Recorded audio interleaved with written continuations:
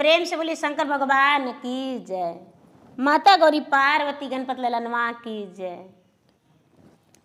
गुरु भाई बहना, आप लोग के बीच में एक कथा सुनाने जा रही हूँ, तो प्रेम से शांति पूर्वक इस कथा को सुनिए, मन लगा के।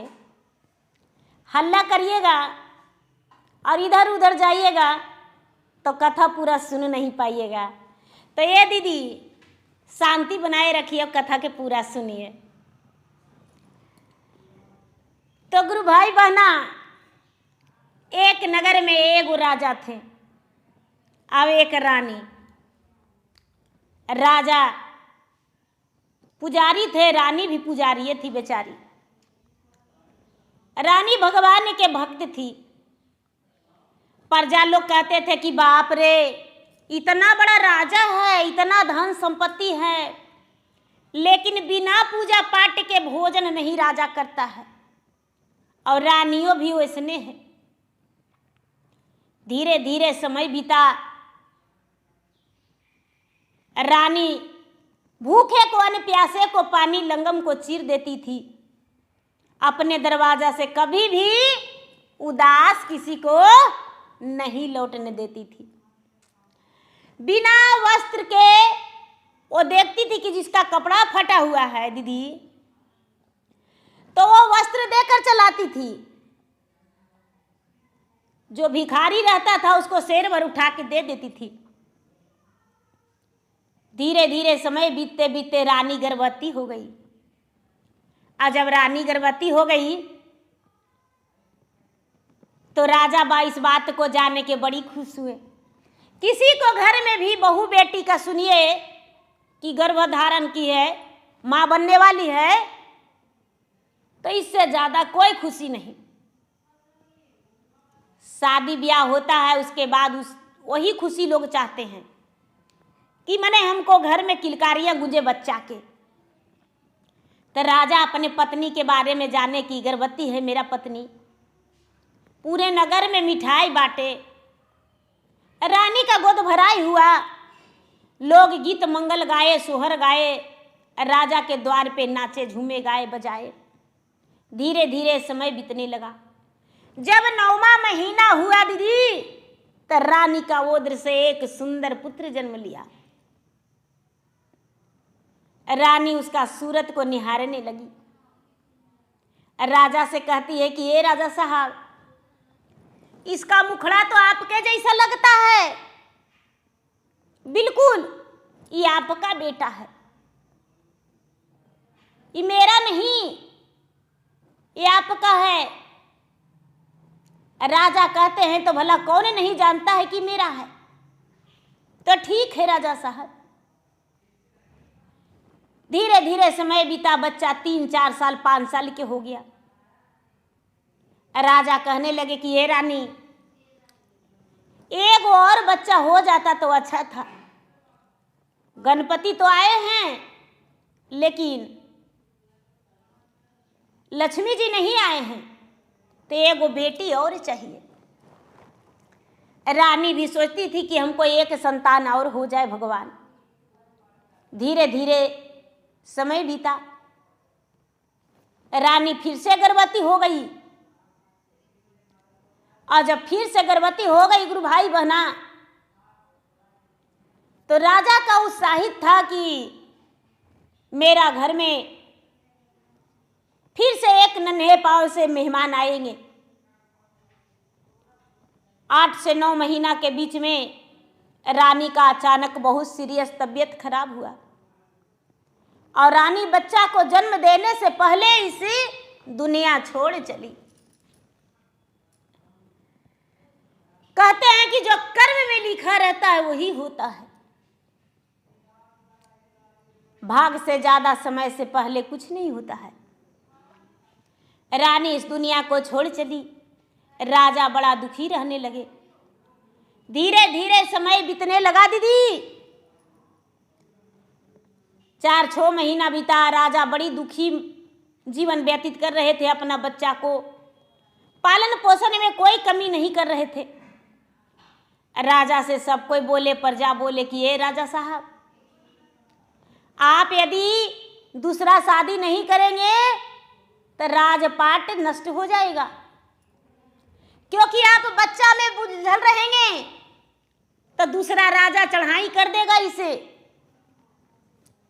राज्य में, तो भला इस राज्य में आपका साहसी बंद हो जाएगा कि नहीं। राजा भी इस बात को सोचकर मन में ख्याल लाने लगे कि हम दूसरा विवाह कर लेंगे। राजा दूसरा विवाह कर लिए, दूसरी रानी आ गई, और जब राजा की दूसरी पत्नी आ गई तो बच्चा माँ माँ कह के पुकारने लगा कि मेरी माँ है। जब भी राजा के इड़ोत में बच्चा माँ कहता था तो सौतेली माँ बच्चा को मारती थी कि मैं तुम्हारा माँ नहीं हूं। जब राजा साहब आते थे तो रानी से बोलते थे कि रानी साहब बाबू खा लिया है, तो हाँ। बच्चा खाता था नहीं खाता था, दूसरे के दरवाजे पर सूखी रूखी खा खा के जीवन बिताता था। धीरे धीरे समय बीतने लगा, धीरे धीरे समय बीतने लगा। साल 1.5 साल बीता। अब रानी का जलस होने लगा कि मेरा बच्चा आएगा इस धरती पर तो पहला राजा तो ही बनेगा, मेरा बच्चा तो इस राज्य का राजा नहीं बनेगा। आधा धन का हिस्सेदार तो पहले से बैठा हुआ है, तो मेरा बच्चा क्या करेगा। रानी का मन में विष फैल गया इस बच्चा के प्रति। रानी ये नहीं सोची कि ये बच्चा पहले से है तो पहले कमाएगा। रानी ये सोची दीदी कि बच्चा जो है, बच्चा मेरा बच्चा का दुश्मन है। राजा से कहती है कि ये राजा साहब, ये बेटा आपका रोज लड़ाई झगड़ा करता है, जिसको से पाता है उसको से, इसको घर से निकाल दीजिए।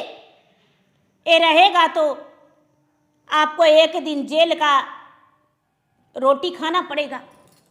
राजा कहते हैं कि नहीं रानी साहब, ये तो मेरा पहला पत्नी का निशानी है। रानी कहती है स्वामीनाथ, ऐसा बेटा का क्या काम जो 4 तरफ से 4 गो केस ले आए रोज।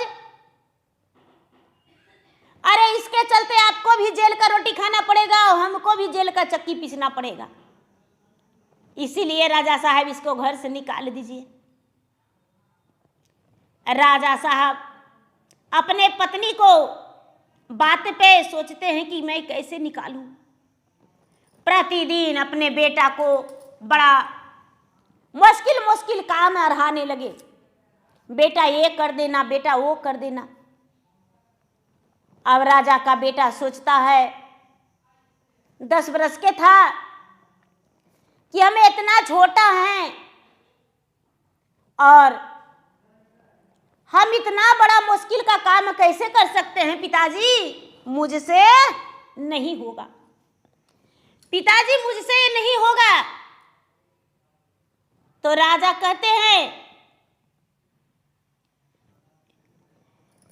कि अर छूटी छोड़ी दान दली भत कोरिया, छोड़ी दान राज महलिया, छोड़ी दान दली भत कोरिया, छोड़ी दान राज महलिया, कि बबुआ चली जाना घर से बाहर नए राम, कि बबुआ चली जाना घर से बाहर नए राम।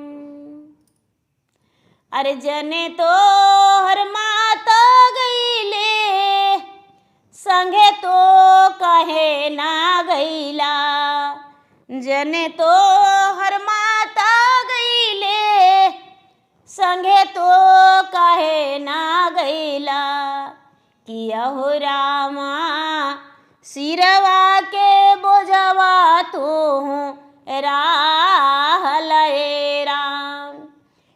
हो रामा सिरवा के बोझवा तू राहल ए राम। ए दीदी, राजा गुस्सा में कहते हैं अपना ही बेटा के, देखिए अपना ही पिता अपना बेटा के दुश्मन बन गए। कह रहे तुम्हारा माँ मर गई, तू काहे नहीं मर गया, तुम भी मर जाता। हमको सिर के बोझा एगो रहा है, कुछ भी काम कहते हैं तो तुमसे नहीं होता है। जाओ मेरे घर त्याग दो, ये दाल भात के कोरे रोज खाता है, राजमहल में सोता है, जाओ मेरा घर छोड़ दो। राजा का बेटा कहता है कि पिताजी मुझे घर से मत निकालिए, हम कहाँ जाएंगे इस उमरिया में। नहीं पिताजी, मुझे घर से मत निकालिए। लेकिन राजा निर्दयी दीदी अपना बेटा को घर से निकाल दिए, अपना बेटा को घर से निकाल दिए और निकाल के बाहर कर दिए। अपना बेटा को घर से निकाल दिए और निकाल के बाहर कर दिए। बेटा जो था, बेटा घर छोड़ के चला गया, बेटा घर छोड़ के चला गया। चलते चलते चलते चलते बहुत दूर चला गया। अब सोचता है बेटा कि हे भगवान हम कहाँ जाएं, ना खाने का रोटी है उसके पास, ना पहनने का वस्त्र। एक वस्त्र में भागते भागते भागते भागते भागते भागते भागते बहुत दूर चले गया, जंगल की ओर चले गया। जंगल में एक राजा थे, वो राजा शिकार कर रहे थे। शिकार कर रहे थे तो बच्चा देखा तो डर गया कि हाँ ये राजा मुझे मार देगा। राजा साहब शिकार करते करते लड़का से बोले, अरे बाबू इस वन में तू क्या करने आया है, तू बहुत छोटा है। राजा का बेटा सोनू बोलता है कि राजा साहब क्या बताऊं, मेरे बहुत बड़ा दुख की बात है। सुनिए मेरा बात ध्यान लगा के देखिए दीदी, कितना विलाप करके वो लड़का कहता है राजा से कि दुखवा के बतिया जी राजा कहलो न जाए हो रामा। दुखवा के बतिया जी राजा कहलो न जाए हो रामा। किया हो रामा कहल भी ना रहलो न जाए राम। हमारी उमरिया जी राजा पचरे बरिसवा हो रामा। किया हो रामा ओही दिन माई मरी गए राम। पिता निर्दया मारा कैले विवाह दोसर। पिता निर्दया मारा कैले विवाह दोसर। किया हो रामा माता के कहनमा पिता मान ले राम। किया हो रामा माता के कहनमा पिता मान ले राम।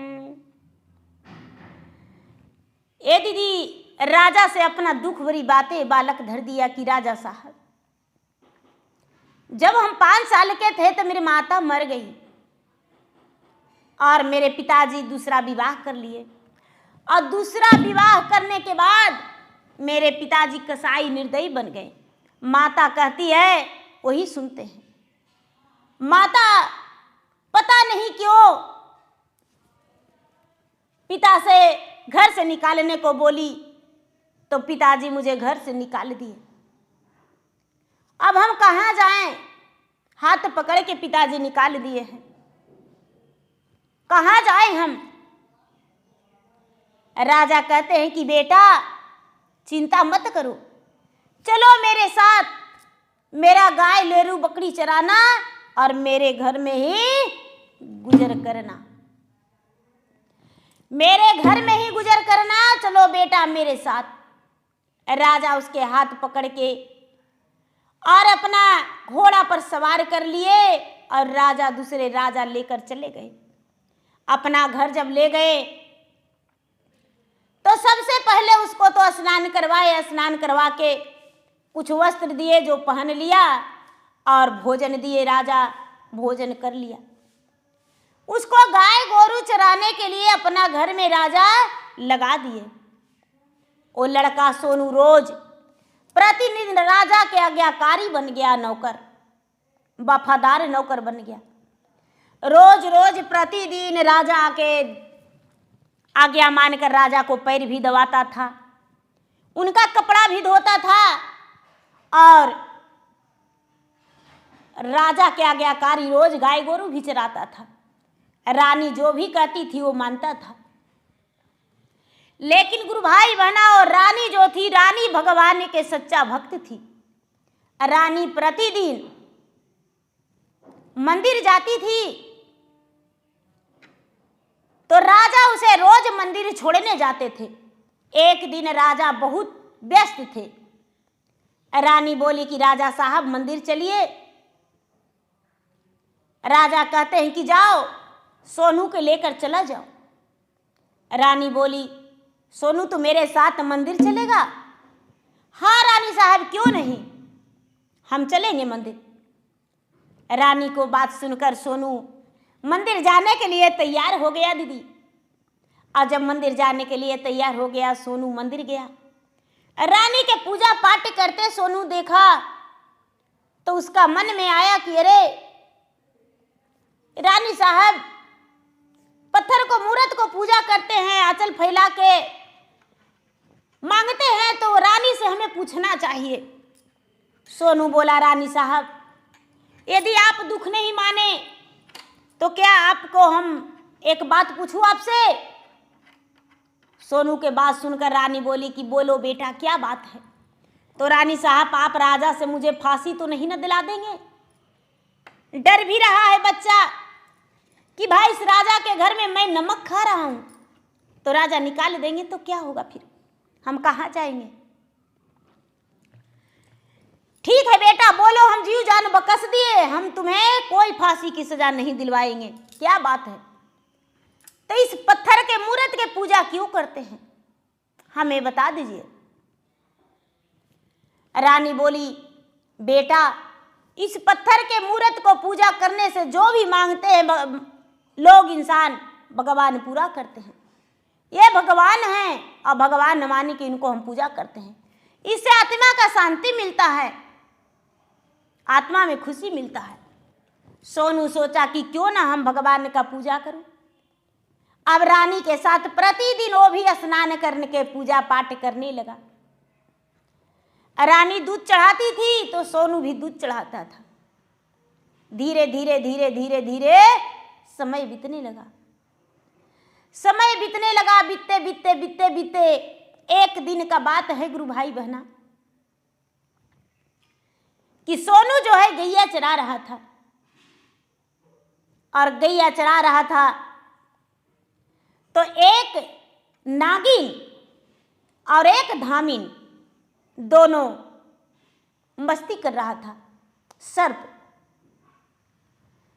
सोनू देखा तो क्या किया कि एक डंडा बिककर मार दिया और नगिनिया का लग गया चोट।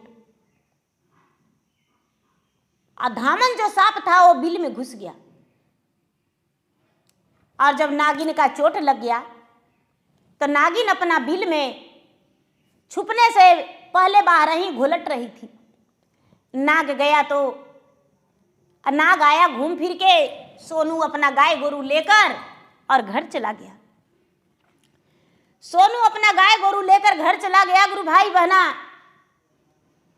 नाग आया तो नागिन से बोला कि अरे नीता दीन नागिन अपनी महलियाए रामा, किया हो रामा तो से कनिया देखेला मिलेला ए राम। किया में भइलै नागिन देहिया दरदिया हो रामा। किया हो रामा किया भइले माथा में दरा दिया ए राम। कबने करन में नागिन लोटा धरतिया ए रामा। किया हो रामा जल्दी से देहु ना बताइए राम। गुरु भाई बहना नागिन कहती है कि नहीं ओ में होलई नगराज देहिया दरदिया हो रामा। किया हो रामा नहीं होलई सिरा में दरा दिया ए राम। गौआ गो रखियावा नगराज गौआ चरावये रामा। किया हो रामा परते नजरिया हमारा के मारे लाए राम। किया हो रामा परते नजरिया हमारा पे डंटा चला बेलाए राम। जब तक तू हो नगराज ओकरा के न डसवए रामा। किया हो रामा चैना के निंदिया नाही सोए वए राम। किया हो रामा अन नाही पनिया मुहमा में ले वए राम। सतवा के होइवा नगराज हमारी पुरुषवाए रामा। किया हो रामा मरिया बदलिया मेरा तू दे दिया ए राम। नागिन जो है नाग से कह रही है कि हे नागराज क्या बतावे, नहीं मेरा बदन दर्द है नहीं मेरा सर दर्द है। क्या बतावे, गौआ चराने वाला वो गोरखिया गौआ चरा रहा था और हम तो अपना दाना पानी चुगने के लिए निकले थे कुछ भोजन के तलाश में, लेकिन उसको नजर पड़ा और मुझे डंडा फेंक के मार दिया। हे स्वामीनाथ मेरा तन का हड्डी टूट गया है। यदि सत्य का मेरा पति होंगे तो उसका मौत का नींद सुला दीजिए। यदि आप नहीं उसे डांसिएगा तो हम अन्न जल ग्रहण नहीं करेंगे और नहीं नींद आंखों में मेरा आएगा। बदला लेना चाहिए आपको। नाग कहते हैं कि हे नागिन चिंता मत करो, चिंता मत करो, आज ही हम उसको डांस लेंगे, आज ही हम उसको डांस लेंगे और डांस के और हम उसको मौत का नींद सुला देंगे, उसका मौत का नींद सुला देंगे, चिंता मत करो। नाग गए, नागिन जो है अपना आंखों में दिखाई कि देखिए मेरा आंखों में उसका सूरत, नागिन का आंखों में उसका सूरत छपा हुआ था। नाग क्या किए कि उस गौचरवाहा के पीछे पीछे उसके घर चले गए। नागराज जाके और चुपचाप उससे पहले तेजी से जाके और उसका गौ गौशाला में बैठ गए दुबक के कि आएगा वो लड़का और हम उसे डांस लेंगे, आज उसे मौत का नींद सुला देंगे। नागराज तो नहीं जानते थे कि वो लड़का कौन है, कितना दुखियारा है, कितना दुख का दिन वो काट रहा है। नागराज जाके वो कोने में छुप गए। जब गौचरवाहा गाय लेकर गया तो बाहर से ही कहता है कि मालकिन, रानी साहब आज मुझसे गाय नहीं बधाएगा। अंदर से रानी बहुत प्यार करती थी उस गौचरवाहा से, बोली बेटा क्या बात है जो आज गाय नहीं बंधाएगा, क्या बात है? क्या बताऊं मालकिन, आज तो अनर्थ हो रहा था। अरे पाप आज देख लिए हैं। क्या पाप देखा है बेटा? रानी आज तो अनर्गल हो रहा था। अरे एक विषैली नागिन, अत्याचारी नागिन और धामन सांप दोनों संग संग मस्ती कर रहा था।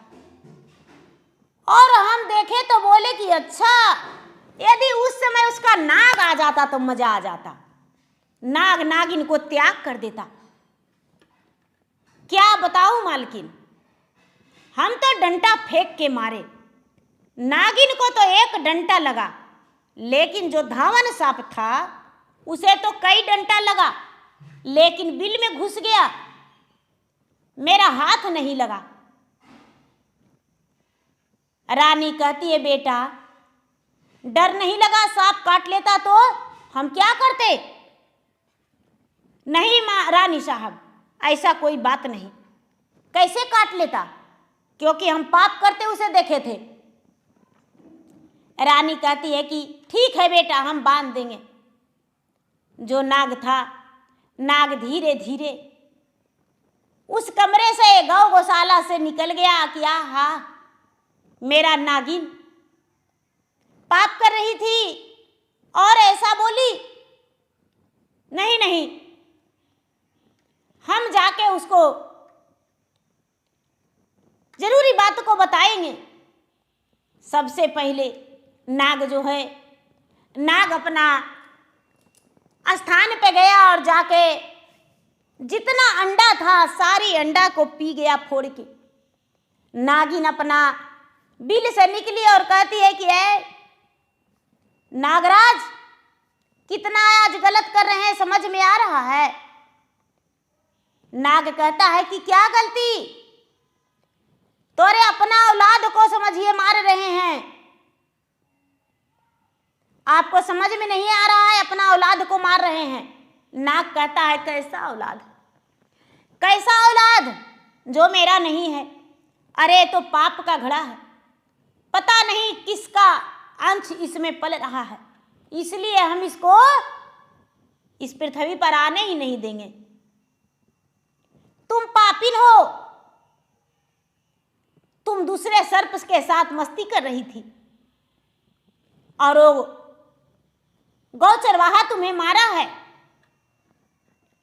नागिन कहती है कि ऐसे नहीं हो सकता है, ये किसने बताया? नाग बोला कि वही गौ चरवाहा ने मुझे बताया। ऐसा बात सुनकर नागिन बोली, हाँ स्वामीनाथ, मुझे क्षमा कर दीजिए, मुझे क्षमा कर दीजिए, मुझसे गलती हो गया। नागराज कहते हैं क्षमा किस बात की? तूने तो निर्दोष व्यक्ति को आज मेरे हाथों हत्या करवा देती, मैं उसे डांस लेता तो उसका प्राण निकल जाता। आज हम उसे अवश्य कुछ देंगे। नागिन कहती है आपकी जैसा मर्जी। नागिन को नाग त्याग कर दिया, नागिन को नाग त्याग कर दिया। फिर से सवेरा होने पर वो गौ चरवाहा गौ चराने गया। जब गौ चराने गया गुरु भैया, तो नाग जो है इस लड़का के पास गया और कहता है बेटा मेरे पास आओ। नाग की बात सुनकर गौ चरवाहा बोला, नहीं नागराज, आप धोखा देकर मुझे डांस लेंगे। अरे कल तो हम अनर्थ देखे जो नगिनिया के मारे, न खैर सप्पा ढुक गया धमनवा, और नहीं तो उसे भी मारते, उसको तो प्राणे ले लेते। और नगिनिया के नगवा के धोखा दे रहा था, नगवा के। नाग कहता है कि अरे इसी सच्चाई पे तो तुम्हारा प्राण हम छोड़ दिए और इनाम हम तुम्हें देने वाले हैं। जब नाग के पास राजकुमार गया, गुरु भाई बहना, नाग जो है, नाग बोला कि हम तुम्हें नागमणि देते हैं। सोनू बोला कि हाँ नागमणि, तो हाँ, इसको हम क्या करेंगे नागराज, ये तो आपका ही शोभा देगा। नागराज कहते हैं कि बेटा, तूने जो किया है वो संसार में कोई नहीं कर सकता है। लो, नागराज के हाथों से नागमणि ले लिया सोनू और बोला कि महाराज इसको क्या करेंगे?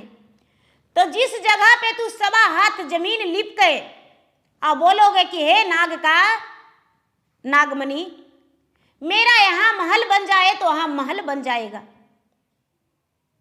सोनू बड़ा खुशी से बोला कि महाराज नागराज, ये तो बड़ी खुशी की बात है।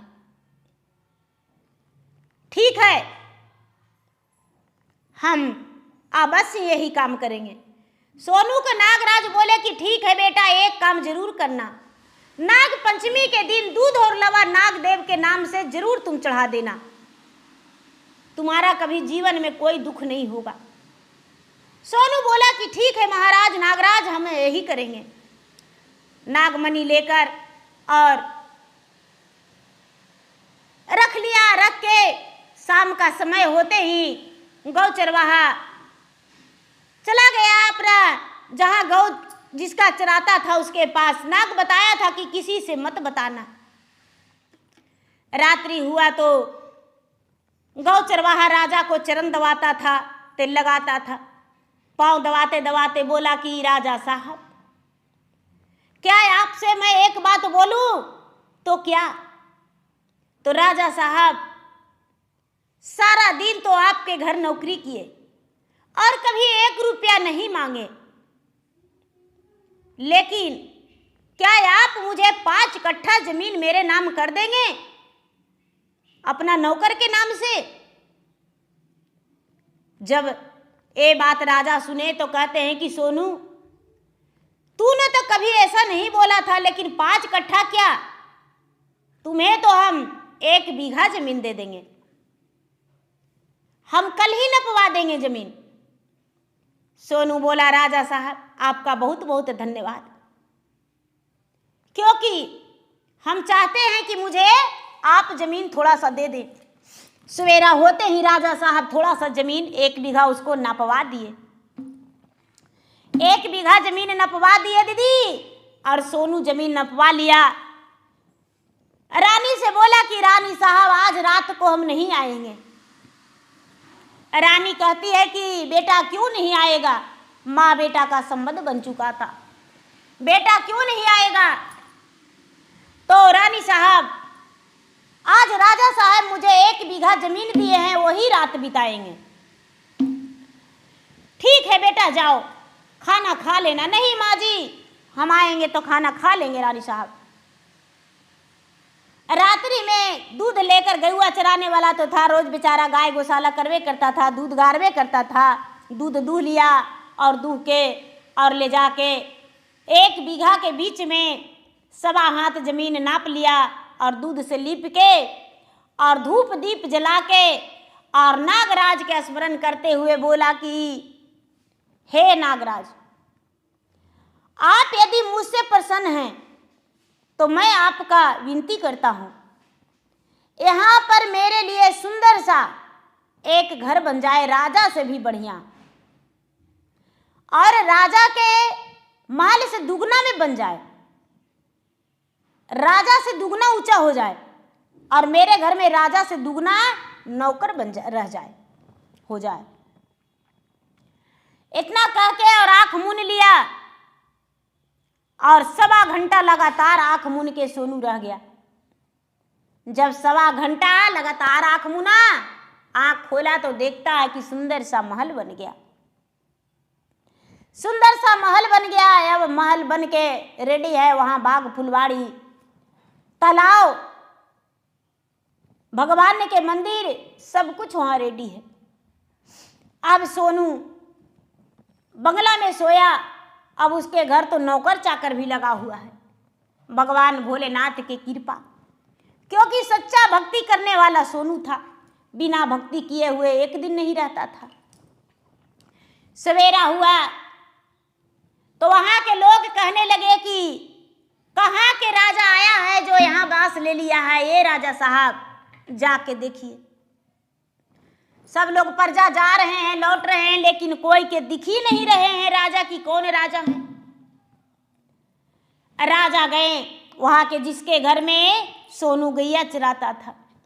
राजा गए तो राजा जाके दरवाजे पर खड़ी होकर दरवाजे से कहते हैं कि इस महल का राजा कौन है, उसे बोलिए कि किस लालच में मेरे नगर में घर बना लिया है, और यहाँ तो हम अपना गौ चरवाहा नौकर के जमीन दिए थे।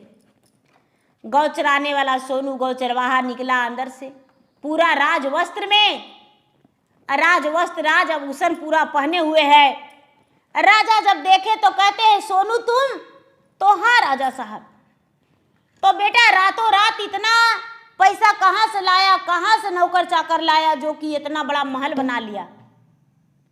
सोनू कहता है राजा साहब भगवान का महिमा अपरंपार है, जिसका कोई नहीं उसका भगवान है। कोई नौकर चाकर भी लग जाता तो इतना काम एक दिन में नहीं होता। इसीलिए राजा साहब ये भगवान स्वयं आके महादेव बनवाए हैं मेरा घर को, नागराज का कृपा है। अब राजा कहते हैं कि बेटा अब तू मेरे घर का नौकर नहीं, मेरा घर का जमाई बनोगे। मेरा बेटी से तुम्हें ब्याह करना होगा। हम नहीं जानते थे कि तुम्हारे पास इतना गुण है, तू इतना बड़ा आदमी रातों रात बन सकता है, तो जिंदगी में तुम क्या नहीं कर सकता है। सोनू बोला राजा साहब आपके घर का हम प्रतिदिन नमक खाए हैं, गौ चरवाहा हैं, तो आपका बेटी से ब्याह हम कैसे कर सकते हैं? हम आपके बेटी से ब्याह नहीं कर सकते हैं। राजा साहब कहते हैं कि बेटा चाहे तुम जो कर लो, लेकिन मेरा बेटी से ब्याह करना होगा तुम्हें। बड़ा जोर जबरदस्ती करने पर इसका मन में ख्याल आया कि ऐसा दोबारा मौका नहीं मिलेगा। अरे पहले भी तो राजा के हम बेटा हइये थे, और आज भी हम राजा के घर में नौकर रह रहे थे, लेकिन राजा तो मेरा सब कुछ से वाकिफ है, कुछ नहीं बाकी है राजा को मेरे बारे में, तो क्यों ना हम ब्याह कर लें। राजा का बेटी से ब्याह करने के लिए सोनू तैयार हो गया। आज जब तैयार हो गया दीदी, तो राजा साहब सारी राज में और दूसरे राज में भी बड़े बड़े राजा को निमंत्रण भिजवाए। निमंत्रण भिजवाए तो सोनू कहता है कि राजा साहब चारों को ना तो न्योता पिठा दिए हैं, लेकिन मेरे पिताजी को आप न्योता नहीं पिठाएंगे, मेरे पिताजी को भी आप न्योता पिठा दीजिए। राजा साहब अपने बेटी के तरफ से निमंत्रण पिठा दिए सोनू को, पिताजी को भी। जब सोनू के पिताजी को निमंत्रण पिठवाए तो उस समय सोनू का पिताजी आने लायक भी नहीं थे। एकदम हालत उनका प्रजा से भी बदतर था। एकदम उनके पास परिस्थितियां इतना गंभीर था कि उन्हें तो लोग राज्य से निकाल देने का भी धमकी दिए थे, नहीं निकाल ही दिए थे राज्य से। एक झोपड़ी में वो रह रहे थे, भिखारियों की तरह उनका रहना सहना हो गया था। जब राजा का निमंत्रण गया तो सोनू का पिता सोचते हैं कि आहा राजा का बेटी का ब्याह है, यदि नहीं जाएंगे तो कहेंगे राजा की निमंत्रण दिए वो अभिमान से नहीं आया, हमें तो जाना होगा। अपने रानी से कहते हैं कि हे रानी साहब निमंत्रण आया है तो जाना तो पड़ेगा, चलिए मेरे साथ। रानी के बात सुनकर राजा के बात सुनकर रानी तैयार हो गए और दोनों सोनू के विवाह में दोनों चल दिए। उन्हें तो नहीं पता था कि अपना बेटा के विवाह में जा रहे हैं। सोनू पूरा गांव के इकट्ठा करके जितना गौ चरवाहा था सबसे बोला कि भाई जितना बड़ा बाराती सजे, क्योंकि मैं तो राजा का जमाई बनने वाला हूं, लेकिन हूं एक गौ चरवाहा। तो बहुत सारे लोग का बाराती में इकट्ठा कर लिया सोनू, और बारात साज के राजा के राज द्वार पे पहुंच गया। तो लड़का तरफ से तो नागराज सोए थे एक मानव रूप में, लड़का के पिता बन के। नागराज स्वयं थे मानव रूपी वहां धारण किए हुए थे, यानी शंकर भगवान स्वयं थे मनुष्य का रूप में, राजा बन के, सोनू के पिता बन के, और पार्वती माता बन के वहां प्रकट थे। सारा रस्म रीति रवैया माता पिता का धर्म निभाए शंकर भगवान। और राजा अपना बेटी का कन्यादान किए, स्वयं शंकर भगवान ने समधि मिलन किए सोनू के पिता बन के। जब सोनू का ब्याह हो गया, सब लोग मंडप में थे, सोनू का पिता अंदर नहीं गए शर्म के मारे कि हम तो राजा योग भी नहीं है, राजा तो थे लेकिन आज प्रजा से भी बेहतर मेरा हालात है। बाहर सब निकले तो राजा से मिले सोनू का पिता, राजा साहब हम आए लेकिन क्या कहूँ, मेरा अभी समय बड़ा मुश्किल का घड़ी बीत रहा है, इसलिए हम अंदर नहीं गए, मुझे अच्छा नहीं लगा। सोनू के पिता जो थे, सोनू देखते ही पहचान गया, सोनू देखते ही पहचान गया और अपने पिताजी से कहता है कि राजा साहब आपका जिंदगी में ऐसा क्यों हो गया जो आप वस्त्रहीन भी हो गए, नहीं तन पे आपका आभूषण है और नहीं वस्त्र राजघराने का। राजा कहते हैं कि तुम कौन हो और मेरे बारे में इतना कैसे जानते हो। सोनू कहता है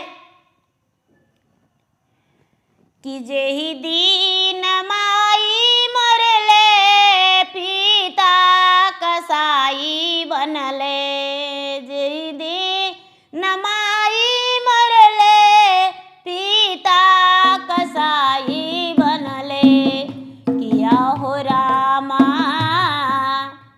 करी ले दोसरे विवाह नए राम, किया हो रामा करी ले दोसरे विवाह नए राम। बेटवा के मारी थोड़ी घर से निकाली दिहले, बेटवा के मारी थोड़ी घर से निकाली दिहले, किया हो रामा आपन पिता पुत के नची ने लए राम। राजा कहते हैं कि बेटा आओ गले लग जाओ, हम तुम्हारा बहुत इंतजार किए बेटा, हम सोचते थे कि तुम आओगे। बोला कि पिताजी इंतजार करते तो मुझे घर से नहीं निकालते, आप मुझे घर से निकाल दिए तो यही राजा का हम नौकर हैं जिसके घर मेरा विवाह हो रहा है, इन्हीं का नौकर हैं और अपना बेटी से विवाह मेरे साथ कर रहे हैं। राजा बोले कि हाँ राजा साहब, ये आपका बेटा है, आपके बारे में सारी बात बताया था और उसी दिन मुझे मिल गया था, जंगल में हम शिकार कर रहे थे। तो राजा साहब ये आपका बेटा, ये आपकी बहू है। सोनू कहता है कि पिताजी आप तो मेरे जिंदगी में आ गए हैं, तो चलिए मेरे नए घर में आपका स्वागत है, चलिए। सोनू अपना पिता को और सौतेली माता को घर के अंदर ले गया। सौतेली माता सोचती है कि आहा कितना हम बड़ा गलती किए कि बेटा को हम घर से निकलवा दिए और भगवान इतना मुझसे नाराज थे, इतना नाराज थे कि मुझे संतान भी नहीं दिए। हे भगवान हम कैसे इस बेटा को घर में जाए, धरती फट जाता तो धरती में हम समा जाते। सर में के मारे उसका सर झुक गया, लेकिन क्या करे, सोनू ले गया अपना घर माता और पिता को।